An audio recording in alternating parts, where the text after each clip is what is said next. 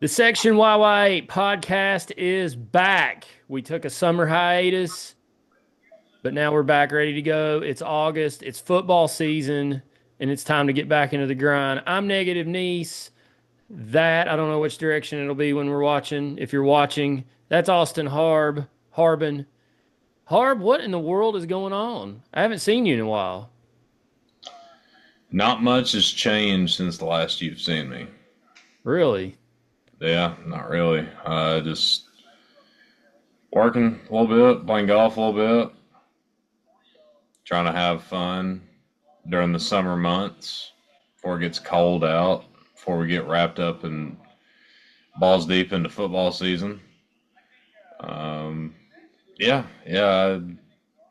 For content purposes, I hate how this conversation is going to go because really not much is different from the last time we spoke. But Sad. I thought you would improve yourself in the off season. yeah, no, I haven't improved as a human really at all. It's pretty stagnant, but I haven't regressed if that makes you feel any better. Well, you didn't go backwards, so that's fine. Yeah, maybe I'm plateauing. Yeah, well, I feel you. Yeah, which it's not a bad thing, but maybe that's where we're at. What about you? Have you gotten any better at anything over the last couple months? Yeah, lost some weight. Does that count? Absolutely. Okay, there we go. Lost a little weight. Still Were working you on that. were you trying to? Yes. Okay, good. Yes, I was trying to. Just making sure you're doing it the healthy way. Oh yeah, I'm not doing any Ozempic or anything. Good, good, No, I'm man. not doing that. I mean, Doing you it. got stabbed. Yeah, that I played a lot of golf this summer. Mm-hmm. Can't say I've gotten any better at that though. About the same. I've went through spurts on this side. Yeah, let's see. The last two rounds of individual golf I played, both were at Ruggles Ferry National. One of them I shot an 86, the next one I shot a 78. Go figure. How does that happen? Hashtag golf. Just ask Hashtag Tommy. golf. And after the 86, I was like, I need to take a few weeks off. I'm burned out. I'm done. Went back and played. Didn't even warm up and was even par on the front nine. So who knows? It's a crazy game. Crazy game indeed. Crazy game. Well, that was the extent of our summer, it sounds like. A thrilling summer. I went to a concert a couple nights ago. It was Okay. fun. Who It was was it? well, it was at the Shed, one of my favorite venues in all of America that I've been to. I'd rank it in the top three venues I've ever been to. If you don't know of it, it's in Maryville. It's connected to the Harley Davidson dealership. Phenomenal place. Go see a concert there. I saw on this segment of quote unquote bands that no one's ever heard of, according to Nathan Nees. I saw Whitey Morgan in the 78s, and a young man named Sam Morrow opened for him. Who? What? Uh, if any of y'all take 10 minutes to listen to either one of them gentlemen, you will enjoy them very much. If you like if you like country music, especially the shit that they don't play on WIVK. So no shade at WVIK or Jesus WIVK. It only took me 7 times to say that. Well, at least you got it out. Yeah, it's a good time though. It's a good time. Good. Yeah. Good. Well, it's August as we mentioned, and that means it's very close, Hard. We're this close to football season This month. this month. I mean, we're recording this on Sunday, August 10th, so that means we're 20 days away from the season opener, 27 days away or 26, I can't remember, from the home opener. So, not far. I mean, we're less than 3 weeks now from the season opener. So we're going to dive into that. So coming up here over the next 2 or 3 weeks before we kick off the season, we'll do our kind of season breakdown of who Tennessee's playing, like we always do. We'll do our prediction show. You know what our record what we think the record for the Vols are going to be this year. Some other things we wanted to talk about. Maybe what's Tennessee's most important game of the season. We always usually do that. Harb's probably got his upset alert game, or what do you call it every year? Trap game. Trap game. He's got his trap game. He'll probably have one. I'm sure he's deep into research figuring out which one. He may know already. Do you know already? I think so. Well, we're not going to tell you right now. You got to come back. Got to come back. But we're going to get into all that. We'll preview the season here coming up over the next 2 or 3 weeks, and then the grind begins. Or you could say the grind begins now. It's hard to say. The grind never stops. Grind never stops. I want to real quick. This is season number 6. This begins right here. Season number 6 of the Section YY podcast. We started back in September 2020. I don't remember the date. It was right before the South Carolina game, or maybe after the South Carolina game, during the COVID China virus season. But yeah, we've been going since then. So for those that have been around since then, thanks for listening. Thanks for coming back. If you're new, welcome to the show. We try to have a little fun on here while we're talking Vols. And there's a lot to talk about, not just football, but we can't get into everything. But basketball's hot right now. Baseball, obviously a lot going on with the baseball program, recruiting, Vols and the pros on the baseball side. Tony Vitello is a dang factory right now in that baseball program, putting guys in the majors. I think it's up to 10 possibly now, with the addition of Drew Gilbert going to the San Francisco Giants, and there's probably more on their way very soon, sooner rather than later. But UT athletics since 2020, we didn't have a lot to talk about back then. They definitely are giving us a ton of content to keep all of these shows. I know there's more podcasts than just YY8, but they give us a lot to talk about, don't they, Harb? Oh, absolutely. That's what happens when you're the number one athletic program in the country. That's right.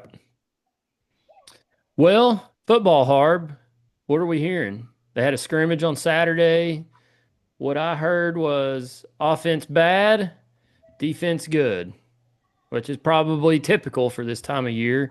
I think there's a lot of concern because of the obvious quarterback, you call it quarterback battle or debate, whatever you want to call it. But apparently no one stood out in the scrimmage at that position. Said they ran the ball effectively at times, but nothing, no big gashing runs or no 50, 60-yard runs, but they were able to run effectively.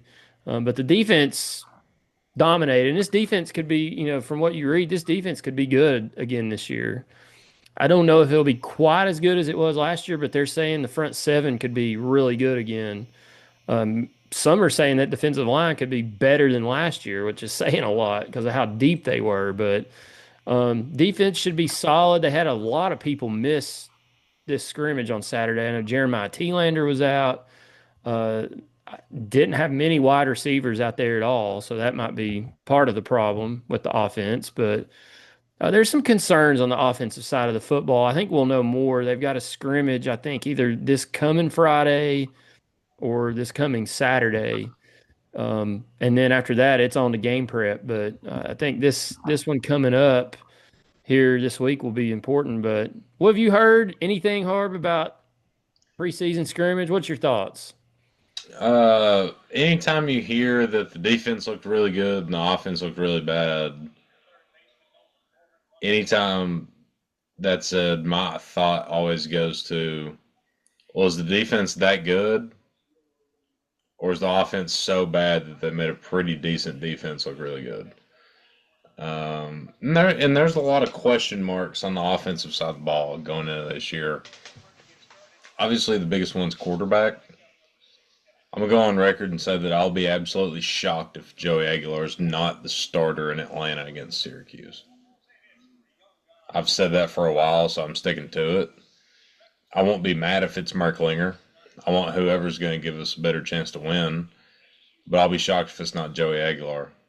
And then The second thing, or the most important one for me, is how the offensive line play is going to be. Uh, a really good offensive line can help out mediocre quarterback play a ton.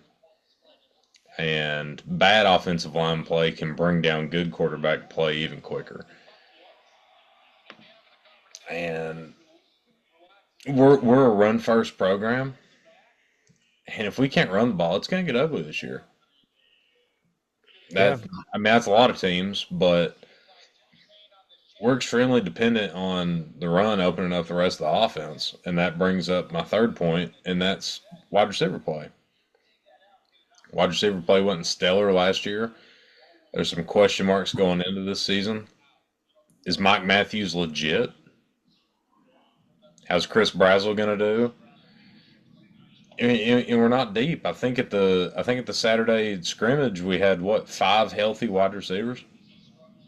Yeah. I mean, I read I that think, correctly? yeah, I know Matthews was out, and I think Brazel was out, and I don't know. We'll get into this in a minute. I don't know if it was health or another reason, but yeah, Right. they didn't have much. They said the With tight ends were really the only receivers doing anything. Yeah, we had 5 able-bodied wide receivers out there, and that's going to be extremely crucial for a new quarterback. Um, but there's a lot of question marks. Obviously, if most of these things go in the correct direction, we can be really good. And if a lot of these question marks go in the wrong way, it could be a long year. But that's kind of the beauty of early August football analysis. Like, depending on if you're a glass half full or glass half empty guy, your team can be a national championship contender, or you can be one of the worst teams in college football. You don't know. And I'm not going to sit here and pretend like I know what this team's going to do. Um, but I do expect the defense to be at least comparable to their play last year. I think we got enough returning guys and some guys that are ready that didn't get as much playing time last year. I think most of the question marks are in the trenches on the offensive side. I, From what I've read and listened to, other podcasts and articles, it sounds like the front six or seven on both sides of the football is Tennessee's strengths. Offensive line seems to be improved. hope so. Kind of a touchy subject last year. I mean, they've said Lance Hurd has lost some weight, has been very vocal in practices and workouts, things like that. So that's all good to hear, but what are they going to be like when the lights turn on? But you're right. They need to run the football, especially, with a new quarterback coming in, whether it's Aguilar or McIntyre or Merklinger. And we'll get to that in a second. But whoever it is, you can't throw them out there and expect them right out of the gate to throw 30, 35 passes for 350, 400 yards. This team has got running backs, Peyton Lewis, Deshaun Bishop. Um, what's the other guy? I'm forgetting his name. But they can go three deep. Now there's going to be a little inexperience there, but Peyton Lewis played quite a bit last year. When Bishop was hurt and when Sampson was out. So I think they're going to rely heavily on those guys. The tight ends seem, from what I'm reading and hearing, seem to be a strong point. So maybe they could help in the passing game a little bit. But the receivers, they are so thin at receiver. Any type of injury they have is not going to be good. And they're already banged up at that position. We haven't even played a game yet. So they got to get those guys healthy, get them out of trouble, and get those guys ready. I mean, Syracuse is not, they're in the Power Four, but they're not projected to be very good this year. But you just never know. Um, and Tennessee's got to come out and be able to take care of business. As far as the quarterback, you mentioned that. They said no one stood out at the scrimmage Saturday. Again, a lot of guys out, a lot of people missing, but the one that the one note that several people made was, usually by this first scrimmage, they kind of whittle it down. If there's a three-man race, they whittle it to two. Well, they're not doing that. They're keeping McIntyre's the freshman, five-star freshman from the state of Tennessee. And they said, of course, he was probably going against the twos and the threes, but from what everybody said and saw, he kind of stood out at that position. I'm not saying that's who they're going to pick. I don't think that's what's going to happen. I think it's Aguilar's probably to lose just because of his experience. But what if McIntyre comes out and impresses and keeps doing what he's supposed to do? And he's playing with house money. Like he's not expected to do anything. He's expected to be on the sidelines. Maybe they redshirt him. He can compete with Faison Brandon next year. Who knows? But there's a lot of depth at that position after this year. This year's a lot of unknown depth. Merklinger's never really played much. McIntyre's a freshman. Aguilar's new. I mean, everybody wants to talk about that position, and rightfully so, because it's the person, the player that touches the football every time. But you're right. They need help from that running game and offensive line. And I think the defense should be comparable to last year, too. So we'll know more after this Friday scrimmage. I think it'll be a more legit scrimmage. This one was, a lot of guys out, and they weren't necessarily any type of a major injury or anything. I think they were just holding them out to be careful. Jeremiah Telander, you don't want to lose him. Like, you don't want to lose Telander. Like, he's one of your cogs there in the front seven. So, I don't know. It's just so many unknowns with this team this year. And I still think when you look at it, and we won't get into record predictions or anything, but there's still so many winnable games on this schedule this year that they could obviously take a step back this season, talent wise, production wise, and maybe not make the playoffs, but still have a decent season building toward next year when this really good recruiting class comes in with a high profile quarterback. Um, I honestly, Harb, looking at this season before we get into any type of season prediction, there's just so many unknowns. I don't know what to think about this team this season. I don't know about you, but it's and there's no talk about us. Nobody's talking about Tennessee, which might be a good thing, Yeah, possibly. I mean, take preseason rankings for what they're worth, but we came in at 18 in the, was it USA Today or Mhm. Yeah, as the coaches poll, I think. came in at 18, and in my opinion, preseason polls are useless. I think, like for example, I think every year for like the last 15 years, a preseason top 10 team is finished unranked. Like, so there's going to be a couple teams in there that shouldn't be there, but inversely, there's going to be some teams that nobody's talking about. I really don't think anybody's talking about Tennessee in general this year, especially after all the Nico stuff and all that, which might be a good thing for us. And not to beat a dead horse on that topic, but what makes me optimistic is Josh Heupel's chicken shit. He is. Really? Yeah.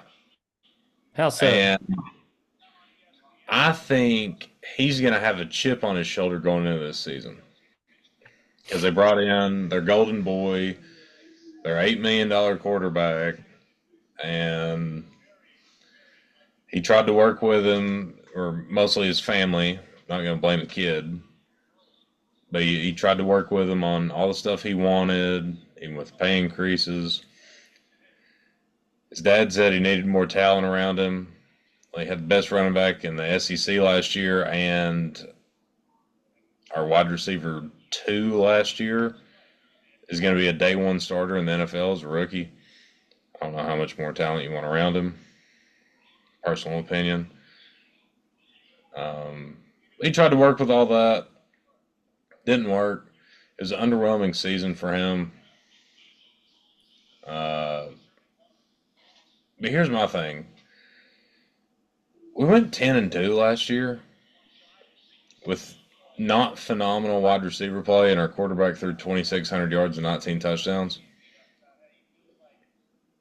Do you not think that George McIntyre, Jake Merklinger, or Joey Aguilar can get to 2,600 yards and 19 touchdowns? I would sure hope so, because I would that's not too. much. And that's a very optimistic way of looking at this season. That's like we went to the playoff with subpar quarterback play. In the majority of those stats came from inferior competition. I don't know. I There's so many different ways to look at this upcoming season. I'm fairly optimistic. I really am. I think you I think it's more important to have guys in there that want to be there. Yes. Obviously, you need talent to compete. I'm not saying that. And if you can play Power Four football, you're talented. I think at that point, you need guys that want to be in that locker room. And I know we've had a couple more issues with a player or two this off season, but I think we're setting the standard on. By God, you're only going to be here if you want to be here. And if you Yeah. don't, quit wasting our time and your time and go somewhere else. And I think that was a good precedent that we set for not only the University of Tennessee, but for college football. And I think we're getting there, and I think that's huge for the culture of this program going forward. And that's what makes me optimistic about going into this year, and especially the years to come with types of recruiting classes we have. But I don't put a whole lot of stock in recruiting classes anymore with the state the college athletics are in. Yeah. I take them for face value. We may we may have them the whole time. We may have them for a little. We may not have them at all. When they're on campus, we'll deal with that, and then we'll go from there. Just the way I look at it. Yeah, I don't put much into any college sports recruiting rankings. Maybe baseball, I do a little. Maybe, but it's more transfer portal than anything. But I mean, you can't, and there's so much movement and changes.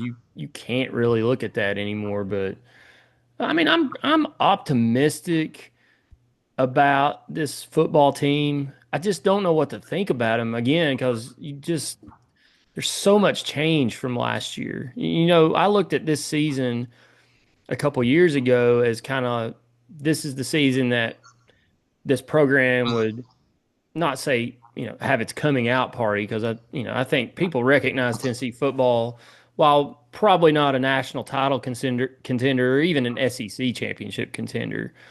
They're a team you can't take lightly or a program you can't take lightly anymore like you could under Derek Dooley and Jeremy Pruitt and to an extent Butch Jones, but um, it kind of, in a way, I don't want to say set us back losing Nico and maybe he's not as good as we all wanted him to be.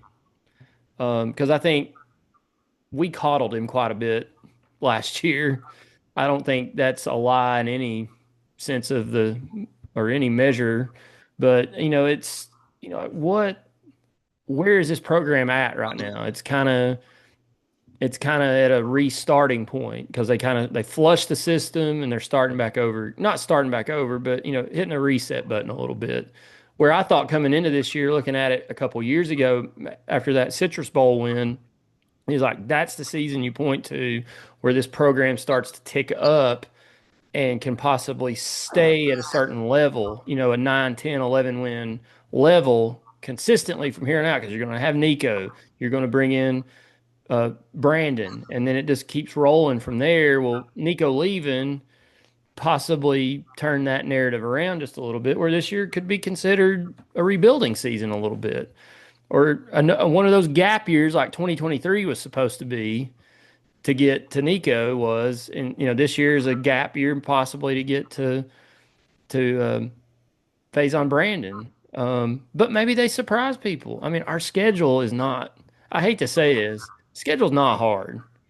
there's a bunch of winnable games on there. So even if Tennessee's not as talented or as good as they were last year, honestly, if they win anything less than 8 games, I'm going to be disappointed. If they go 8-4, I might be mad after the game. But when you look back at the season, 8-4, if you probably lose to Georgia, Alabama, probably Florida. I never count that as a win anymore at the Swamp. And they're going to lose somewhere else on the road probably because that's just what we do under Josh Heupel.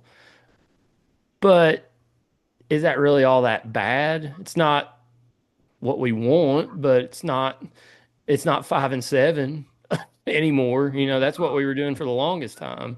So he's got this program at a place, like I said a minute ago, where people have to pay attention to us and respect us, but they got a lot of work to do to get to that next step, which is what we've been talking about on this show for a while now. It's like, when do they make that next step? And I thought it was going to be this. I say all that to say I thought it was going to be this year, but maybe we delay it a year. I don't know.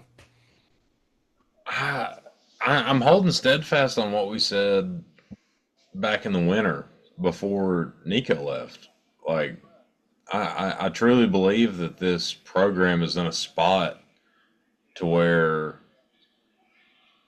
8 games is the absolute floor on wins. And I think it's more realistically 9 to 10 regular season wins is the standard now. I don't think losing a kid that moved halfway across the country for money purposes changes that. I really don't. Um, and like I said, I hate to beat a dead horse, but the quarterback play really wasn't all that crazy statistically speaking last year. It really wasn't. I mean, we It was did have media. It was. Dylan. Let's just be honest. It was mediocre. Yeah, I mean, and we did have Dylan Sampson, absolute beast. I wish him all the best. And is in Cleveland, right? Yes. Wish him all the best there. I hope he's an All Pro. I hope he gets to Canton one day. But Did you see he got hit? Did you see he got hit pretty hard in one of their first practices? And then he said it was because he was standing too tall, too upright. The NFL came at him fast. I did. Well, good learning lesson. Sorry, I didn't mean to interrupt. No, you're good. But as far as the running back room goes, I think that's going to be one of the smallest drop offs Hmm. as far as last year goes. And that's not a knock on Samson. That's more of a compliment to the guys that we have in the room right now. It's going to be more of a stable type situation. Like it's not going to be a one man show. And last year wasn't either. That's one of the biggest misconceptions last year. I mean, Samson was the workhorse, but obviously he had some help. Yeah. And I think that's going to be the same thing this year between the three that we have. But I do think the player that has the most pressure on him going into this year, and in my honest opinion, I don't think it's close. It's Lance Hurd. Period. He like he was kind of highly touted going into last year. Let's just be honest. He sucked. There was a lot of I'll call them rumors to be fair on why he didn't play the Oklahoma game. Um, I think last year was a reality check for that young man. I'll put it that way. And based on the reports that you've alluded to and what most of us have read, I think he's kind of learned from that and he's ready to, put his nose on the grindstone, so to speak, and get to work. I hope that's true because if he comes out and lays an egg blocking the blind side of a brand new quarterback, doesn't matter which one it Yeah. is, all three of them will be brand new. Boo birds are going to come out quick. It's going to get ugly. So I think that's why I think the offensive line is the biggest question mark. And also on the other tackle, we have a true freshman, which he's legit, but he's also a true freshman. So You're at one point or another, you're probably going to go through growing pains with him, uh, Sanders Jr. Yeah. Uh, and now I saw a little bit of chatter about the center position as well. That is the biggest barometer of this football team. If the offensive line play goes back to how it was, say, 3 years ago, we're competing for the playoff again, and in my opinion, we're in. If the O line play is that good, I, that's kind of best case scenario. If it's bad, it's gonna be a long year, and that's just how it is in the SEC and this high quality of football. You But you're right. There's a million question marks, but in my opinion, that's the biggest, boldest, glaring one. um you want to know what AI's overview of Tennessee's offensive line says, Harbin? Let's see it. Let's hear it. AI says the Tennessee Volunteers offensive line is undergoing significant changes. Well, we said that. Key returning players like Lance Hurd and David Sanders will be joined by transfers and new recruits, aiming to solidify the line after some turnover. That's what we just said. You said it more than I did. The unit is expected to be a mix of experience and potential. Projected starters, obviously we know left tackle Lance Hurd. Left guard is to be TBD. Center's a competition right now. You mentioned this a second ago, but it's Sam Pendleton and William Satterwhite. Um, what Austin Price said was, I think it seems to me like it's probably going to be Satterwhite, possibly. And if that happens, that Pendleton will move to right guard. So even if Pendleton doesn't win the job, he'll probably be starting right guard. I don't know about Satterwhite. Satterwhite may be center only. I'm not sure. I'd have to look into that. But you're going to have David Sanders starting at right tackle. They have to start him. 5-star, biggest recruit we had last year. Um, I think center's the quarterback of the offensive line, calls a lot of the blocking schemes. Quarterback's best friend on the field. Um, that's the big question mark with the offensive line that we'll watch over the next 2 or 3 weeks as we get ready for the season. Is it Pendleton? Is it Satterwhite? You know, who wins that position? Where does the other guy go? We'll watch that. But offensive line's got to be better. I mean, not that they were bad last year. They ran the ball really well. Pass blocking was iffy at different points. I don't know if that was all on the offensive line. I think a lot of it was too on the quarterback. But there's been a lot of heat on Glenn Ellerby over the past 2 or 3 years because they've not. The problem with Tennessee's offensive line is they, besides besides David Sanders, who have they brought in from the high school level that has been homegrown and is playing? The answer is no one. Everybody that's been brought in has either, sat on the bench behind transfers or they've transferred out themselves and left. I think one of the biggest ones that transferred out last year, I thought he might play some this year was Larry Johnson, grandmama.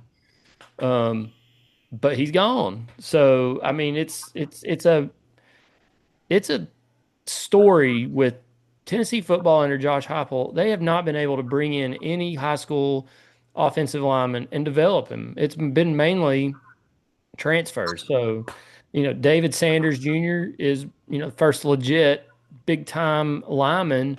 He's going to start right out of the gate. So we'll see. We'll see how it goes. I mean, I'm from what I'm hearing, the offensive line, everybody thinks they're going to be improved from last year. So we'll see. I don't know. And I hope that's true. Because if it is true, we're going to be good.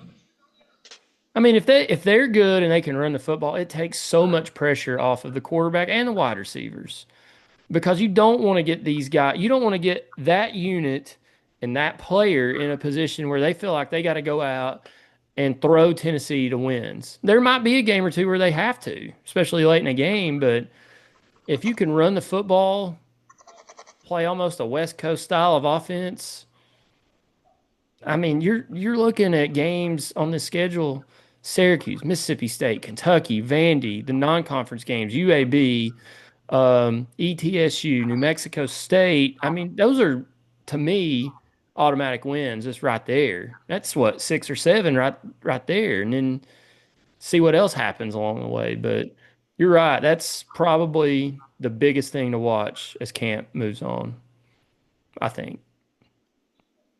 Oh yeah, and if you get to a point where you have to throw yourself to a victory, I think Joey Aguilar's the guy. He's got to be, right. From the video I've seen, kid's got a pretty good arm. Yeah, Looks and like he got some zip on the football. and he's made some mistakes, but hell, I mean, he was at App State and correct me if I'm wrong. First year he was at App State, they were pretty good, Yes, that was 2 years ago. right? And then and his stats were better the first year. Well, the second year he was there, they went 6-6, I think.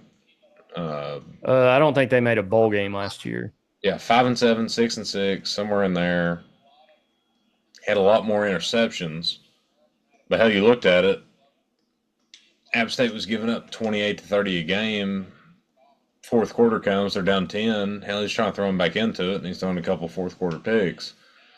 He was trying to be Superman. If he's the starting quarterback of this football team, he's not going to have to be Superman. And I'm not scared of the interceptions that he's thrown because Josh Heupel's scheme is pretty much so designed to limit interceptions Yes. in a way. Yes. Let's see here. Hooker's year in 2022, he threw 2 picks, I think. I think it was two, right? 2023, Joe Milton threw what, 5, maybe? Well, it was single digits. I know that. Yeah, I mean it was low. And then Nico only threw 4 last year, Hmm. which weren't thrown at near the clip as the other two guys, or especially Hendon Hooker. But I can say this as a fact without looking at my phone. Uh, there hasn't been a Tennessee quarterback throw double-digit interceptions in a season with Josh Heupel's quarterback. So Milton threw in 2023, 20 touchdowns, 5 picks. You're right, for 2,800 yards. Felt like he threw for more yardage than that, but I guess not. A lot of 200-yard games in here. His highest passing game was the last regular season game against Vandy, 383 yards.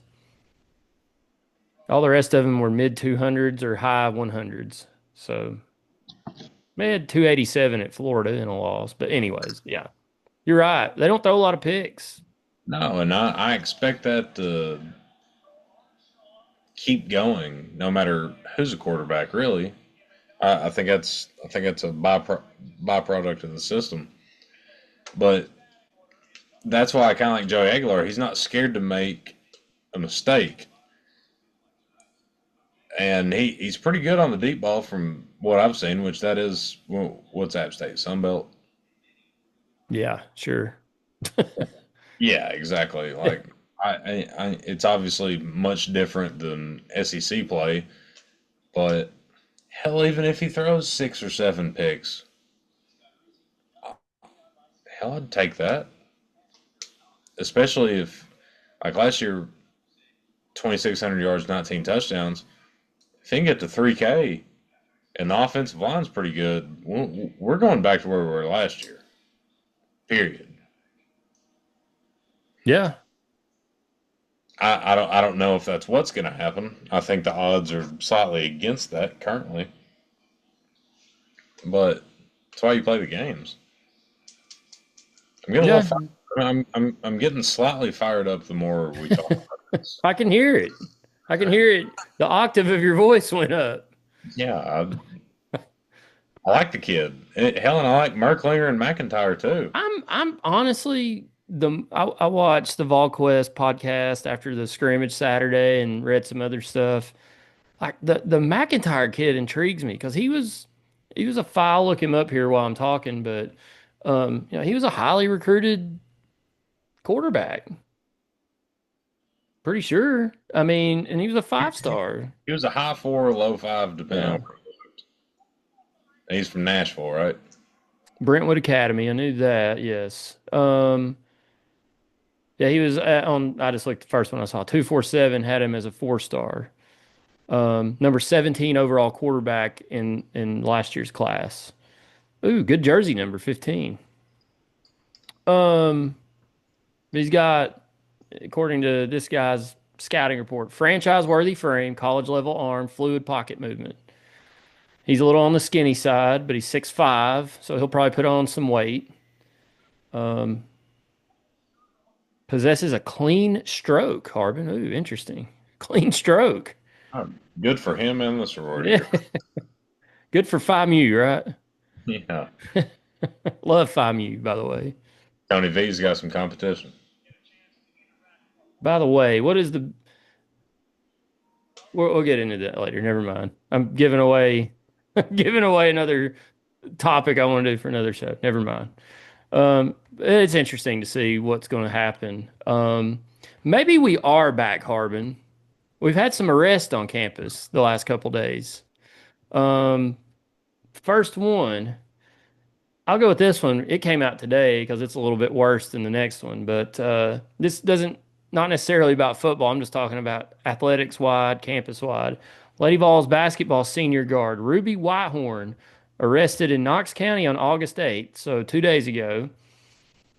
Records show that Whitehorn, 21, faces charges of aggravated burglary and domestic assault.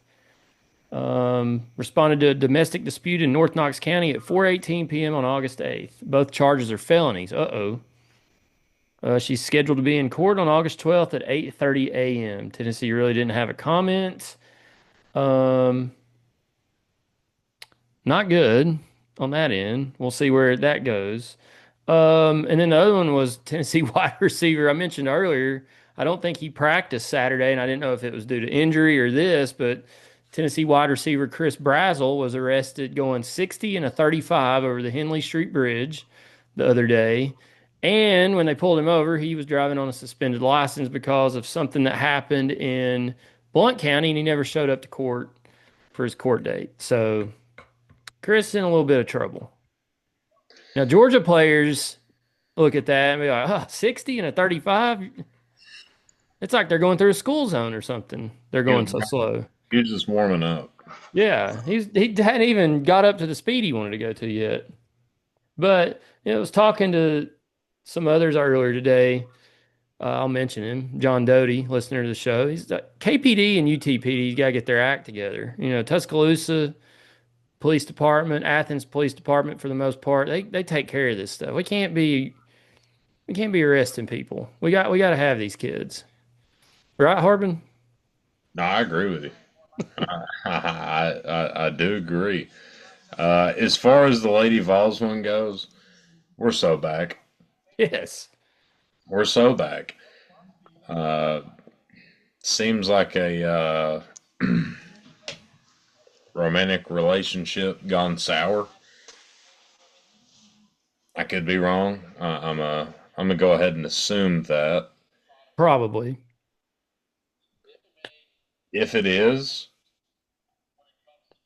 a girl might have deserved it, or a guy, you know, whoever it was. Um, and if they did deserve it, I love the girl for sticking up for herself. And that means she would stick up for her teammates. And with the amount of talent we have, we need an enforcer on the court. Don't hate it. She'll get cleared. Love that girl. New favorite player. Get it, Ruby. Get it. Great name. That was my grandmother's name, Ruby. As far as Brazel goes, I'm not putting a whole lot of stock into that one. Yeah, I'm reading about it here. I hadn't read the whole story. I mean, Like that's not a Weir Backer arrest. no. That's a good song came on, and you don't realize how fast you're going, and he just never got around to getting his license cleared. He's like Big Montana on the way to the games. You put on Kid Rock and the gas pedal hits the floor, and we're at G10 Garage in about 5 minutes from Strawberry Plains. Exactly. I'm not putting a whole lot of stock into that one. Um, How? Honestly, don't love. I'm assuming it's WBIR or WATE, whichever one in KPD, making it as vocal as it's been. I think that one's. I mean, obviously, you deal with it and let him clean it up on his own and deal with the repercussions and run at practice, maybe do some bitch work. But that being front page news, just saying Tennessee star receiver Chris Brazel's been arrested. Slow news day. I don't love it. I just don't love that, to be honest with you, because it was a 16 and 35, which if he was he going across the bridge? Let's see. It says If he's going according. across, if he was on Henley, that's going fast. Yeah, I was on Henley just a couple weeks ago, and I was when I heard it was him, I was like, golly, he's going 60 on Henley Street Bridge. Let's see. It says it here somewhere. I just read it. Where'd it go? It said police about 8:57 on August 8th. What was August? That's Friday. Police clocked Brazel driving 60 miles an hour in a 35-mile-an-hour zone in a black Dodge Charger across the Henley Street Bridge near the UT campus. So yeah, it was. He was either on the middle of the bridge. He was somewhere on the bridge. He was just trying to get to I don't know which way he was going, but he was just trying to get to Kearns before they stopped serving food. That's all it was. I was reading here, Harb, about it goes on to talk about, he's a wide receiver. He was Tennessee's top wide receiver, returning from last year. Tennessee only has 7 scholarship wide receivers. What? I've lost track of this. Why are we so thin at wide receiver? That Is it is because of transfers, or like did we under recruit? Like what's going on here? that is the biggest mystery to me in this entire athletic department. I think I saw somebody talking about this on Twitter, so I'm not going to fully claim this as my idea. But with as good as this athletic department is, and obviously just throw a scope on the football team, the guys that you've had over the last 3 or 4 years between Cedric Tillman, Bro McCoy, Jalen Hyatt, like all these guys, how in the hell do you only have 7 scholarship guys at that position? And those were all Jeremy Pruitt guys. Hate to say it. Yeah, like it doesn't make a whole lot of sense, especially with the type of offense, the ideal offense that Josh Heupel wants to run. It doesn't make a ton of sense to me on how you can't get guys in there. I mean, they've got some talent. I mean, you look, Well, Mike they got Matthews is talent, talented, but the depth is not but there. there's no depth. I mean, you've got Like Mike Matthews, talented. Chris Brazel, when he came in from Tulane, talented, supposedly. like the way that we talk about this wide receiver room is kind of how we talked about damn near every single position group in 2015, 2016 era with Butch Jones. Yes. We had a lot of talent at the starter position, but if somebody got hurt, uh-oh. You're in trouble. Yeah, I mean, like, this is a different conversation for a different show, but if Josh Heupel had that 2016 team, good Lord, what would he have done? Yeah, I saw somebody tweeted that the other day. Think Like, about it. yeah, I mean, with all that talent. But the thing is, like, we kind of ran out of gas because we didn't have a whole lot of depth. And you saw that in 2017 with how bad we were because all the 2016 guys left or graduated. I mean, you look at who Tennessee's got out right now. Brazel, he's sidelined with injury. Mike Matthews has been limited by minor injury. Redshirt freshman receiver Braylon Staley out with an unspecified injury. I mean, that's three of your supposed is going to be three of your top guys for this year. Well, All of them aren't even practicing. you've only got 7. They're all top guys. Well, true. I mean, seriously. It says here UT has leaned on freshmen and walk-ons at wide receiver in preseason practice. Well, no wonder the offense is struggling. Like I said earlier, Hell, it don't matter who's throwing to them. Um, And that's another thing. That's another wrinkle. Like when we were talking about offensive line play, brand new quarterback, you gotta have time to throw it. But if you have time to throw it, you got to be able to trust the guys that you're throwing it to. And I had a joking conversation with a couple buddies the other day about Mike Matthews. Like this is like, hell, Mike Matthews. He might be number two on on the entire team of pressure on him this year, pending quarterback play, obviously. right. Um, Everybody thinks he's the man. And I think he's very good as well. But this time to show it. Uh, I jokingly said he could be the man, or he could be the football equivalent to Scotty Hobson. And that's not a knock on Scotty Hobson. It's just how things played out. you talking about recruiting at wide receiver, it made me think of, and I love Rick Barnes, favorite coach. Y'all know that, but him recruiting big men. Nothing ever works out now. That seems to be possibly changing a little bit, but he's changing that narrative. But still, I mean, that's been a big knock on Coach Rick Barnes in the basketball program is finding a solid big man, which I think they have now. We'll see, but and they've got some depth at that position. But anyways, I posted earlier today on Twitter, Harb. I should have posted this earlier, so it's my fault. But try to do this a little earlier in the week to get some responses out of people. But ask on X, Twitter. We're back in the studio tonight. Send in your questions. We'll try to read them on there. Well, I had one. So shout out to Wrigley Field Vol. Great name. Great stadium. Is this a Nathan Neese burner It is account? not my burner account. I have another burner account. That's what somebody would say. That is not my burner account. Okay, But I do have a burner account. It's not this one though. gotcha. He asked the question, do we have three productive wide receivers on the roster? I think we just answered that. I think we do. I They're think just it's not the three you practicing. named. Yeah, I think it's the three you named. Yeah, I think it is. I mean, it's Staley, it's Matthews, and it's Brazel. And you could probably throw Kitzelman in there. He's not a wide receiver, but he's a de facto wide receiver. It's a tight end position. Um, Kinselman very well could be the best pass catcher on the team. you know what this team offensively really misses? This got underlooked. I know some people talked about it.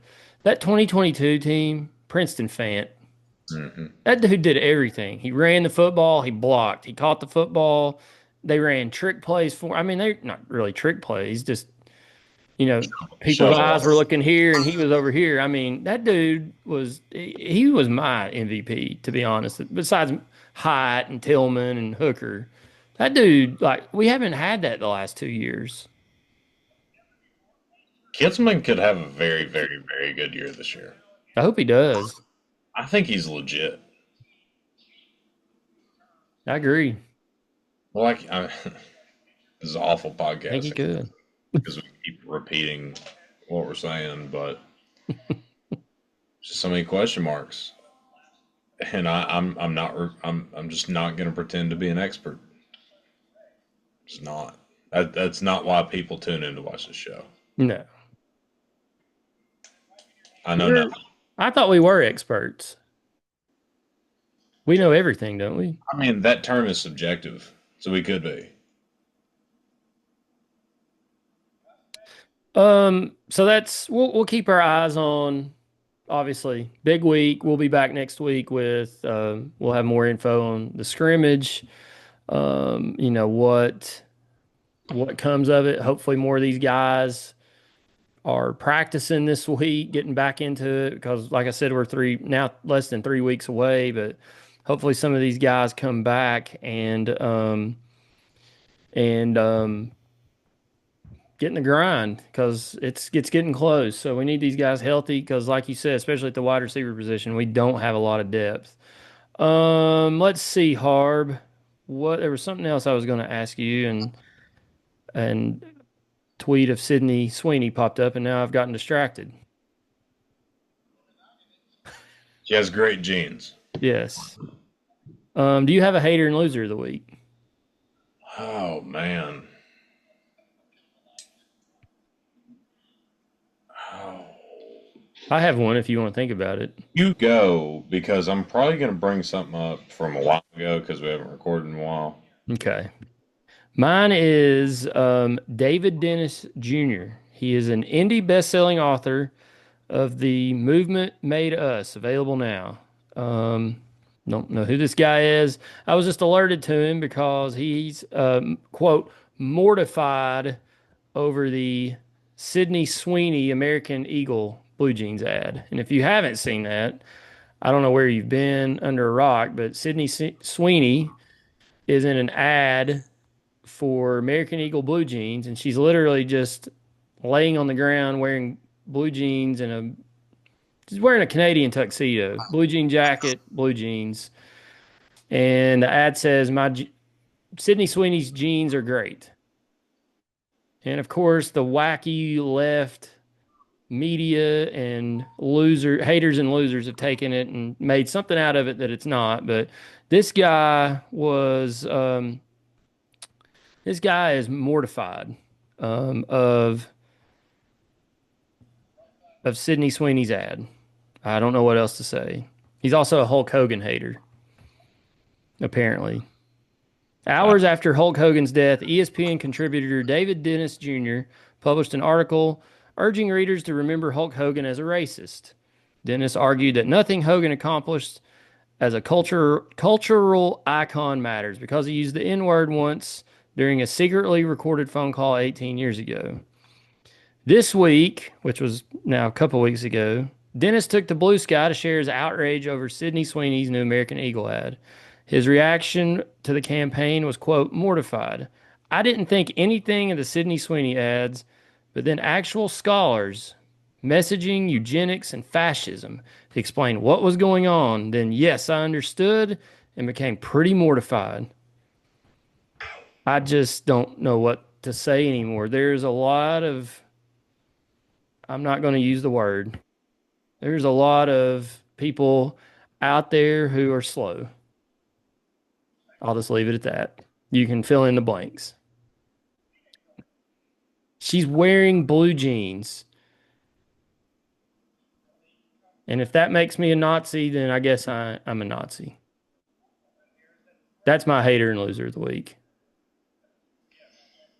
yeah, I'm gonna How be can you honest. hate Sydney Sweeney's ad wearing blue jeans, Harbin? I, God almighty. I'm on the internet more than I would care to admit. I'm not I'm not chronically online, as people like to say, but the hate on that American Eagle ad is kind of crazy to me. Like normally on stuff that I don't agree with, I can at least halfway see where somebody's coming from. This one lost me. Yeah. Like it wasn't even like a super risque ad. She's in a Canadian tuxedo. It says that Sydney Sweeney has great genes. And she does. And shout out to American Eagle for doubling down. Yes. Like in Winners and lovers of the week. American Eagle. in my opinion, that's the bare minimum. And we've gotten to the point where it's rewarded, which that's 2025. But I try not to get political. But if you are a company and you do an ad that maybe upsets roughly 50% of your target base, at least have the balls to double down on it. Unless you were wrong. If you were wrong, admit it. But if you didn't do anything, let them know that you didn't do anything. So shout out to them. Like, it's a hot blonde wearing their jeans. And if you get mad at that, then you're just mad. I truly do not understand. Hear me out. We get some YY8 apparel I can make some calls to either the Josie's Boutique Girls or Auburn FAMU alumni. We would sell all kinds of YY8 apparel. Oh yeah. Oh yeah. All right, Harv. Who's your hater and loser? Do you have one yet This isn't of the week. of the past few months? Yeah. Let's see here. One, two.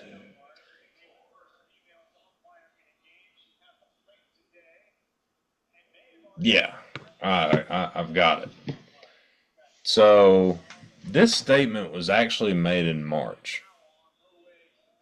And we haven't recorded since the last major, so I feel like this is present. In on March 16th, 2025, Phil Mickelson famously put on Twitter. This was after, or let's see here. What was this? He was in a conversation with Trevor Immelman. Somebody was talking about Joaquin Neiman being a top 5 player in the world right now. And Phil Mickelson said, top 5, try number 1. Trevor Immelman responded and said, hot take here from Phil. Let's hear your guys' thoughts during the weather delay. Phil Mickelson replied, here's a hot take. Does Scotty Scheffler win any sort of event in 2025 before the Ryder Cup? Oh, I don't think so. Phil. Well, since that tweet, Scotty Scheffler won the Byron Nelson first week of May. He won the PGA Championship. He won the Memorial Tournament at Muirfield Village. And he won the Open Championship. So not only did he win 4 times between March and July, he won 2 majors. He's the best player on the planet, and the Tiger comparisons are silly, but this is the closest thing we've seen since Tiger Woods. It is. It is. But there's also been starts to careers that were similar to this that fizzled, i.e., Jordan Spieth, Rory McIlroy, so forth. This is the best one. Phil Mickelson's a loser. And he always has been, if you really think about it. I mean, he's beloved. He is solidified as a top 10 golfer of all time. A lot of people love him. If Tiger Woods didn't exist, he's top 4. But guess what? He did, and so did Scotty Scheffler. And Phil, you were wrong 5 months ago, and you're still wrong now. Tough shit. You're a hater. It's sad because I used to, I'm not a lefty or anything. I just loved Phil because he wasn't Tiger Woods, which I always enjoyed watching Tiger, but he was kind of, it was Tiger versus Phil. Um, and Phil won a bunch of golf. I mean, he's several majors, what, 3 Masters, Open, PGA. So I mean, Phil's one of the greatest golfers ever, but that was just stupid. Like, what was he thinking? I'm looking at Scheffler's results from this year. He's played in 16 events, 4 wins, 1 runner-up, 13 top 10s in 16 events, 16 top 25s, 16 cuts made. He's made 19, a little over $19 million this year. And he almost won today. I mean, he made a charge at it. He just kind of, he's one of those guys, like, he's not just going to blow you out of the water. He just kind of hangs around, and there he is. It's kind of stalking you like Tiger Woods used to do a little bit. And this was objectively a down year from last year. Yeah. And he won two majors. Think about that. He won two majors this year, and it was a regression from last year. I do you think he keeps this up? Like you mentioned Spieth and like Justin Thomas was another one that kind of got hot there for a little bit. Spieth's been kind of the disappointment for me. I remember when he was in college at Texas and made his first professional start, um, did pretty well, and he'd kind of been in contention, and then he just kind of just I don't want to say he's fallen off, but I mean he's missed out. He made the playoffs this year, but he's out already after today. So what a great golf tournament that was today, by the way. This whole weekend. I watched I, it all day yesterday. this is one of the only. This is one of the only circumstances I was pulling against Scotty Scheffler. I was pulling so hard for Tommy, and watching Tommy Fleetwood with a lead down the stretch is torture if you're pulling for him. It's If you've bad. I got, feel for him, man. if you've got money on the other guy, it's got to be one of the most fun things of all time. Good Lord. Like those shots he hit into 16 and 17, it was like it's easy to say, what are you doing?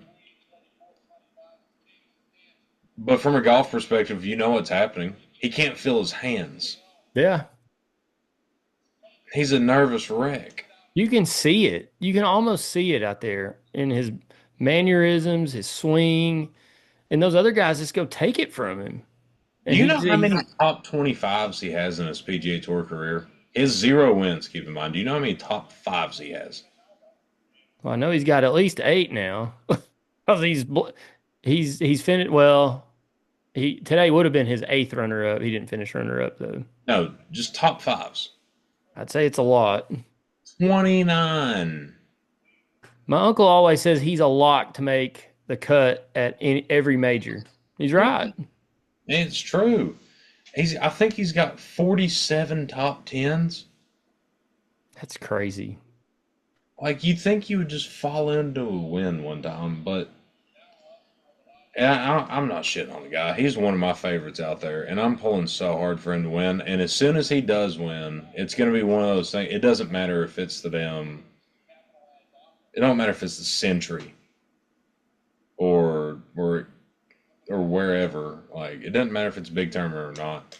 The day he wins, damn near every single high profile PGA Tour guy is going to be standing at the clubhouse waiting to shake his hand and give him a hug. Yeah, he's played in 161 PGA events. He has eight international wins, Yeah, DP Tour, whatever it used to be called. 28 top fives, 42 top tens, five third place finishes, six runner ups. It's like you would think he would stumble, like the field would come back to him. He would stumble into one. Just can't do it. The worst one this year wasn't even today. It was back at the was that the Travelers where he lost to Keegan Bradley. yeah, He was up three with four to play and lost. that was It's just brutal. crazy. The only time I don't root for him is the upcoming Ryder Cup. He is our arch enemy. He'll probably figure it out. Oh yeah, he'll be on fire. It'll be electric. Sergio Garcia playing. That dude's like he's nowhere to be seen, and the Ryder Cup comes around and he can't lose. I did. So there's a random Instagram account that posts highlights of golf tournaments, but specifically they do Ryder Cup matches. And I watched a video from the 2008 Ryder Cup, which I believe was at shit. What was it? Doesn't matter where it was. It was Anthony Kim versus Sergio, and Anthony Kim absolutely destroyed Sergio. You know, and that was when Sergio couldn't putt. That was kind of the story of his whole career. Anthony Kim hit it to 6 feeter inside on like 8 of the 14 holes they played. Like it was just an absolute ball striking clinic, and I was watching this at like 12:30 in the morning in my bed, and I was like, I'm like, it made me want to go like hit golf balls. It was just it was an absolute clinic. But what are your thoughts on the Ryder Cup? I'm excited. It's my Probably my favorite, besides the Masters, it's my favorite golf event of the year. We But better look, win. huh? Better win. Yeah, we need to win. Thing that's going to suck about it though is that I believe that's the weekend that Tennessee's at Mississippi State, and I'm going to that game. I think. I Let's look think that up. I'm pretty think sure it is. I think you're right. Yeah, September 26th through the 28th. Tennessee plays at Mississippi State. Plays at Mississippi State on, golly, this phone. Sorry. Plays at Mississippi State on the 27th of September. So I'll be attending that game. So maybe we can watch the Friday morning rounds or Saturday morning rounds. I think that game is either going to be mid-afternoon or a night game. So probably watch the morning session of the Ryder Cup before we go tailgate there in Stark Vegas. Speaking of, we'll get into more of the schedule. I think next week's show hard. Maybe we can talk about who's Tennessee playing this year. We'll have an update on the scrimmage. Who's Tennessee playing this year? What do these teams look like? And then the week after, maybe we can do our season prediction. I've already got some predictions rolling in from the fans that I'll keep tabs on, and we'll post those for everybody to see. And it's a fun time of year, Harb. It still feels like summer outside. It's hot. The grass is growing. Rick Barnes didn't Tizzy basketball is not playing. Grass is growing, so thank God they're not playing, right? Shout out Zach Bowling. I am so high on Tennessee basketball this year. I mean, the ceiling is the roof. Michael Jordan. This team could be the best Rick Barnes team we've seen. And you know what's crazy is if you look at like Not Rothstein's to get too much into it. 45 and what? I said not to get too much into it. Right, no, no, and I don't want to right now, but looking at Rothstein's 45 and all these preseason polls, Tennessee's anywhere from 15 to 20 nationally. But I think there's a lot. It's like them and Auburn are they're kind of in the same spot. They're ranked the same. A lot of turnover, a lot of unknowns, a lot of question marks. But Auburn has Bruce Pearl. Tennessee has Rick Barnes. They're going to be good. And both are recruited at a pretty high level. And Rick Barnes doesn't divvy out a lot of praise. He is gushing over Nate Ament right now. I don't know if that's a good thing or a bad thing. I think it's a good thing because Rick Barnes does not talk about players like that very often, especially this time of year. We'll get into more basketball as we go along. The schedule came out the other day. We're hosting Auburn at home. Huge game for me, Harbin, in January. Can't wait. January 31st, Auburn at TBA FCC. Should be a blast. Should be. We got to win that game. I cannot lose that game. Give your all for Tennessee. I'll be there. Yeah. I'll do what I can. I'll be there to support them boys. Absolutely.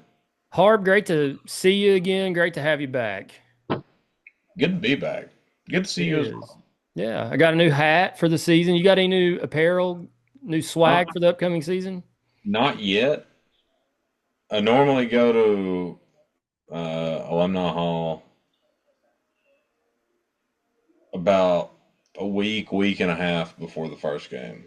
Sometimes I miss out on some of the really good stuff, but you never know. I may be able to get me a $7 number 8 Hawaiian jersey. You never know. Maybe. They might have it on the clearance rack. Game in that. You never know. I got this hat on Home Field. Shout out to Home Field. They didn't give this to me. I bought it. But if they want to give some stuff, send it our way. We'll take it. Great. I love this stuff. I will definitely rock a Home Field hat. Love this logo, by the way. Look at that logo. Jacked, smoky, steroid smoky, whatever you want to call him.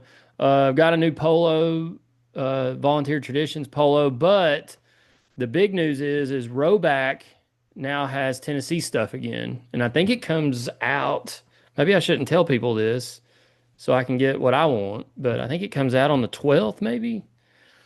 I signed up for the notifications. I haven't gotten one yet, but I think it said that they're releasing new apparel in groups of like 7 or 10 or something like that for all these colleges. I think Tennessee's on the 12th. So um, Nike polos stink.